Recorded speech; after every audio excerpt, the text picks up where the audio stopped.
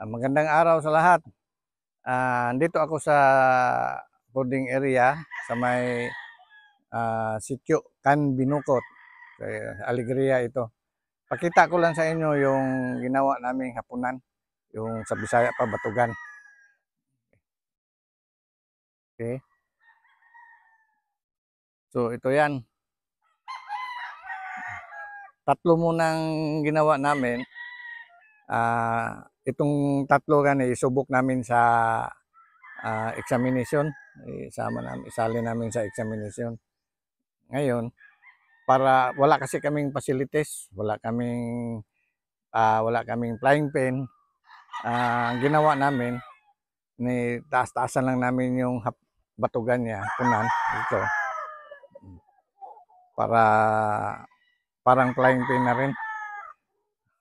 At saka yung mayroon siyang bubong para kung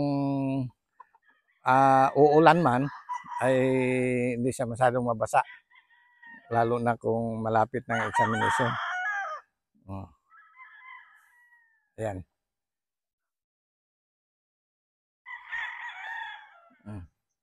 Ayan. Mayroon kaming maraming kawayan dito. Doon sa kabila, mayroong sa bahay namin, mayroong maraming kawayan. I-utilize lang muna namin, sayang naman. Ayan. Ito yung hini. Ang problema din namin, bakit yung buntot niya nasisira. Hindi ko malaman bakit sa rubber tipi, madaling sira ang buntot. Ayan. Ayan, sira. Ito, sira rin.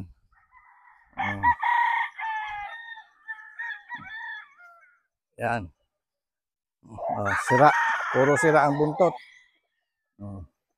Sayang kung hindi pwede pang komersyal. Masisira yung buntot. Kaya ang gawin ko, baka kumpletuhin namin ito. Pag may budget, mahal ang kahoy. Ito, mahogani ito. Mahogani ito.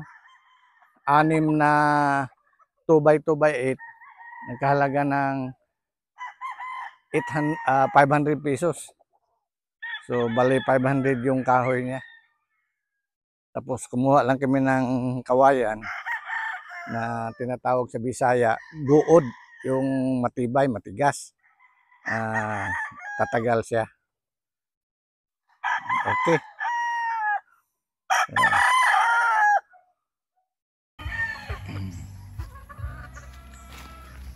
May laman na yung mini rinse natin. May laman na. Ito.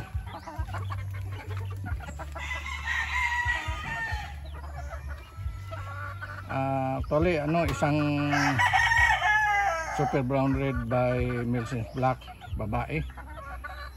Mayroon dito dalawang White Kelso by 5K sweater. Isang babae, isang lalaki.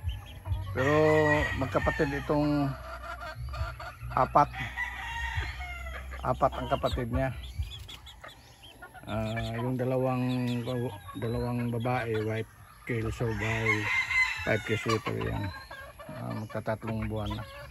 Saka may dalawang dito, dalawang Gary Williams by Yellow Leg Hat. Dalawa lang sila. Ayan. Yung hiniram kong broodcock na roundhead na Gary Williams roundhead. Ayan, ito yan, dalawa. Okay, ilipat ko ito doon sa malaki. Papalitan ko ito ng yung mga tetig mahigit 1 month. Ilipat ko na rito. Okay. Mayroon tayong bagong pisa. 3 piraso lang. Yung dalawang kulay parang red. Yan, Boston Roundhead by Yellow Legged Hat. Saka yung itim, SBR by Milsen's Black. Full brother sister. Inimit ko yung Milsen, SBR at saka Milsen's Black. 3 piraso lang. Ibali, kunti-kunti lang. Mayroon din dito sa incubator ko. Namisa na, mayroon ng sisiw sa loob. Yan.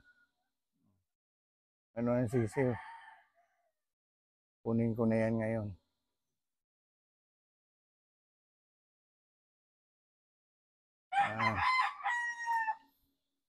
Natin. Grupo ito ng 5 Kisweater Boston Roundhead. Meron ditong white kelso by 5 Kisweater pure. Mayroong SBR pure, may golden boy sweater pure 3 piraso. Mayroong Gary Gilliam Roundhead. Mayroong white kelso pure. Ayan. Tingnan natin, buksan natin.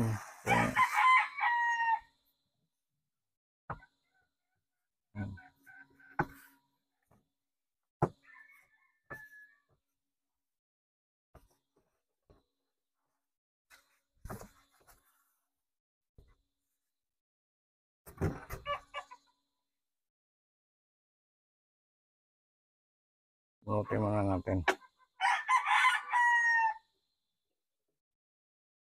Ayan. 1, 2, 3, 4, 5. 5 piraso. Ayan. May naano pa, may lalabas pa. Yun. Kunin ko na yan maya-maya. Mayroong parang abuko.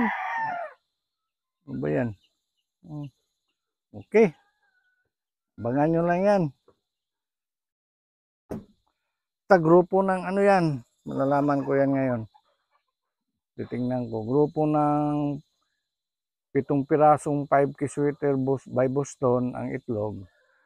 8 pirasong white kelso by 5 Kisweater. 2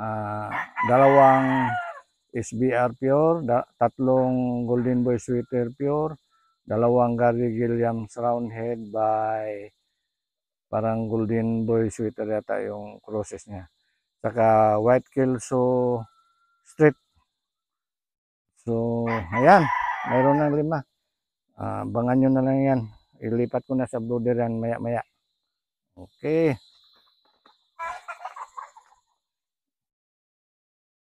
Mayroong naglimlim. Ayan. May sisiw na yan. Mag-view na yan ngayon. Okay. Mayroong isa sisiw na sa loob. Okay. Okay. Yung SBR ko na broodcock, pinahinga ko na. Ayan.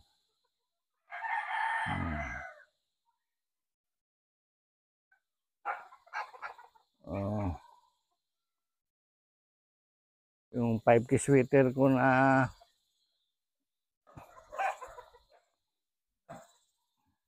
broodin. Pinahinga ko na yan. Mahinang magpaitlog tong golden boy sweater.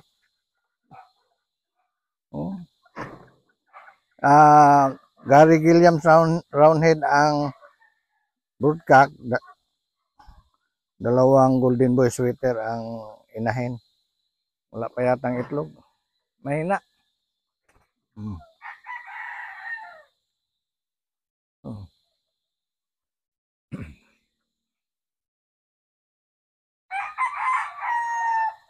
Hanggang dito na lang.